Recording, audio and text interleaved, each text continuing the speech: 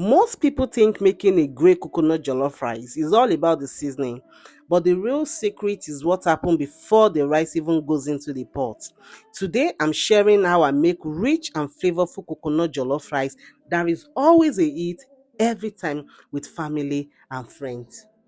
And for this, I'm starting by showing my ingredients. And we need some pepper, and we need coconut milk, chicken broth, we need coconut water. The pepper is red bell pepper, scotch bonnet, onions, ginger, and some tomato. The We need some chicken balls, and my pepper is already blended. If you want, you can start by cooking the pepper maize, because it forms the foundation of the flavor. Just allow it cook properly, because that steps makes a huge difference in the final taste. But for me, I'm not going to be doing it that way. I have some leftover meat which I'm going to be using. I have some coconut water which I'm going to be using. I have a coconut milk, which is the basic ingredient in today's meal. I have my blended tomato with mixture of onion, blended onion, the mixture of onion, scotch bonnet, and some ginger.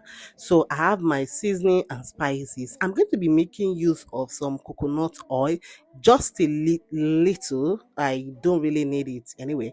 At some time, some curry for today's video. I have some fresh chopped ginger that I'm going to be using, and of course our rice. For rice, I'm using Tesco rice. If you are based in the UK, Tesco long grain rice is really, really good. But of course, you can use any rice of choice. I have my tomato paste, and with all this, I am good to go. I'll start by adding my protein in the oven. You can use any protein of choice, okay? Today's recipe is one of my favorite recipes because I use it for my family meals, for celebration, for entertaining girls, because it's simple, it's comforting, and it's always gets compliment. Like anytime I make it for my friends and family, they're always like, I need to make it more and more for them.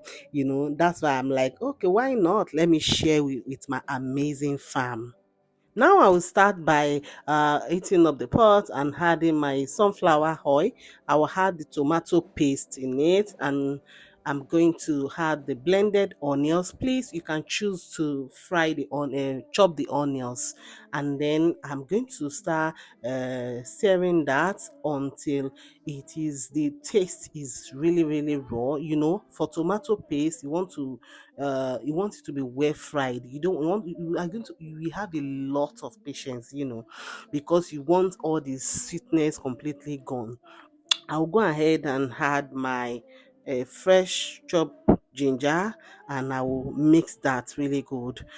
Thank you so much for always coming back to watch my video. In case you are new to this channel, my name is Bose, and this is Bose's Home Kitchen. I really want to appreciate everyone that keep coming back to watch my video, and I do not take your love for granted at all. Thank you so much.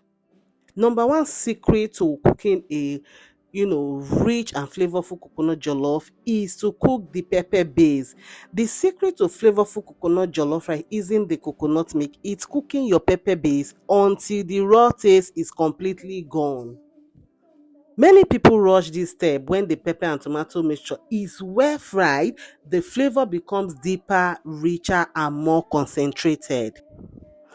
That is it. And then I will go in with my seasonings, the thyme, the curry, the jollof spices, which is very, very important. I will give that a good mix, and then I will add a little bit of the coconut oil. That is how I want. That is how I do. Just follow this step, and you are good to go. I will then go ahead and add my leftover meat. This one is optional. I have it at home, and I just feel like adding it. I will cover that, and allow it to cook for like 5 minutes. I will then go and check my chicken to check where we are, but I still have some more minutes to go.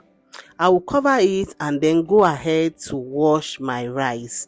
You can choose to add boiled water to your rice, but you want to make sure that after adding the boiled water, stir it for some minutes, but you have to be very quick so that your rice doesn't cook. So stir that and then quickly remove it and add cold water to wash your rice. Very important. So your rice should be from dirty to a very clean rice, and you are good to go. Then I will come back and check my pepper base. It is very well fried now.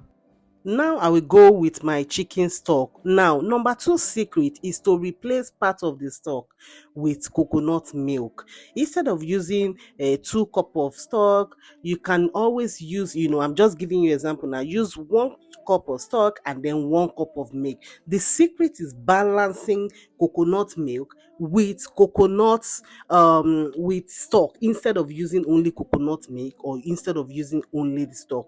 You get what I mean? Too much coconut milk can make the rice heavy or overly sweet. A combination of stock and coconut milk give richness. You understand? It gives the richness and without overpowering the jollof flavor. That is how you will get the most colorful and perfect jollof every time. Another thing, which is I will call my number three secret, is to always, like, if you want a restaurant quality, is to always make sure that you coat the rice in the sauce before even adding the liquid. But I did not coat my own rice, but it's another secret to getting the perfect coconut jollof rice. My number four secret is the coconut water. So the secret ingredient isn't just coconut milk, it's a little coconut water for extra depth of flavor. This can be a unique signature tip if you use fresh coconut. As you all know, I use fresh coconut in today's video. Allowing the rice to absorb the fried pepper mixture for a few minutes before adding liquid, it will help build flavor into every grain. You get what I mean? That is number three secrets.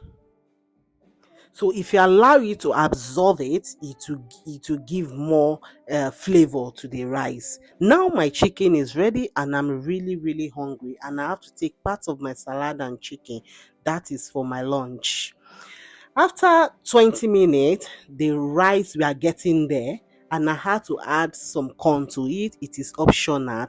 Now, my final secret to getting perfect coconut, flavorful jollof rice is allowing the rice steam slowly. Allow the rice to steam slowly. Very very important. After the liquid, the secret isn't in the cooking, it's in the steaming. After the liquid is absorbed, letting the rice steam on low heat for like maybe 10 to 15 minutes, it will help develop flavor and texture. My fam, if you only remember one thing from this recipe, let it be this: don't rush the pepper base. I cook mine until the oil separate and you are good to go. It will make the raw tomato to disappear, and that is where the real flavor starts. Thank you so much, my fam, for watching. I'm really really grateful. We have come to the end of this video. If you have any question, ask me down in the comment section. For this down pot, you can add some baking soda and hot water and you are good to go. This is the final of our rice. Hope you enjoyed this video. Please don't forget to like this video, give it a thumbs up, turn on your notification. More beautiful recipe are coming on this channel, so turn on your notification bell so that anytime I drop it, you will be the first to be notified. Let's taste it. It is really really good. It came out, in fact, I can't even, I don't know how to explain to you. Just go and give it a try and let me know the outcome of it. Thank you so much. I'll see you soon. Bye.